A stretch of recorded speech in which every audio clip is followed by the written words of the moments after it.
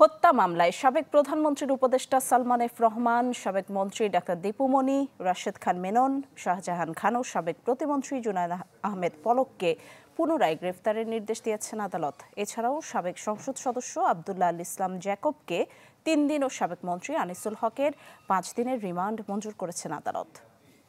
দর্শক, এই বিষয়ে বিস্তারিত জানাতে আমাদের সাথে যুক্ত হচ্ছেন রমিজ হোসাইন। রমিজ, যেমনটি জানাচ্ছিলাম, কয়েকজন মন্ত্রী প্রতিমন্ত্রীকে আবারও গ্রেফতারের নির্দেশ দিয়েছেন আদালত। এই বিষয়ে আসলে বিস্তারিত জানতে চাই। আজকে সকাল ৮টার কিছুক্ষণ পরে কড়া নিরাপত্তা বলয়ের মধ্যে এখানে আমরা দেখেছি আইন শৃঙ্খলা বাহিনীর সদস্য ছিল, পুলিশ ছিল এবং সেনাবাহিনীর সদস্য ছিল। তাদেরকে নিয়ে এই সমস্ত আসামিদেরকে কিন্তু তারা কিন্তু যেহেতু অন্য মামলায় রিমান্ডে ছিল এবং তারা অনেক আগে থেকে আটক, তাদের কারাগার থেকে এই চিফ মেট্রোপলিটন ম্যাজিস্ট্রেট ম্যাজিস্ট্রেট আদালতে তাদেরকে হাজির করা হয় এবং সালমান এফ রহমান ছিল এর মধ্যে, আনিসুল হক ছিল, জুনায়েদ আহমেদ পলক সহ দীপু মনি এবং কামাল আহমেদ মজুমদার সহ বেশ কয়েকজন আসামি ছিল। তো এর মধ্যে শামীম হাওলাদার একটি হত্যা মামলা, যেটি মিরপুর রূপনগর থানার, সেই মামলায় ভোলার যিনি সংসদ সদস্য জ্যাকব, তার 10 দিনের রিমান্ড আবেদন করা হয় এবং উত্তরা ফজলুল করিম হত্যা মামলায় সাবেক আইনমন্ত্রী আনিসুল হক, তারও কিন্তু 10 দিনের রিমান্ড আবেদন করা হয় এবং অন্যান্য মোহাম্মদপুর থানার হত্যা মামলা, মিরপুর পল্টন থানার বাড্ডা এবং উত্তর পূর্ব এবং উত্তর পশ্চিম থানায় যে সমস্ত অন্য আসামিরা রয়েছেন, সালমান এফ রহমান, আনিসুল হক, রাশেদ খান মেনন, কামাল আহমেদ মজুমদার, দীপু মনি, জুনায়েদ আহমেদ পলক এবং শাহজাহান খান, এই সমস্ত আসামিদের গ্রেপ্তার দেখানোর আবেদন করা হয়।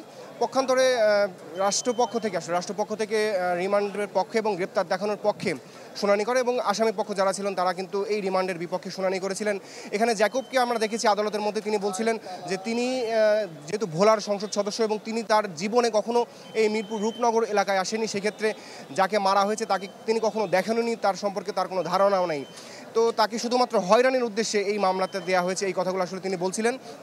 এবং আমরা আনিসুল হককে কিন্তু কোনো কথা বলতে দেখিনি, সেখানে তার আইনজীবী শুনানি করেছে।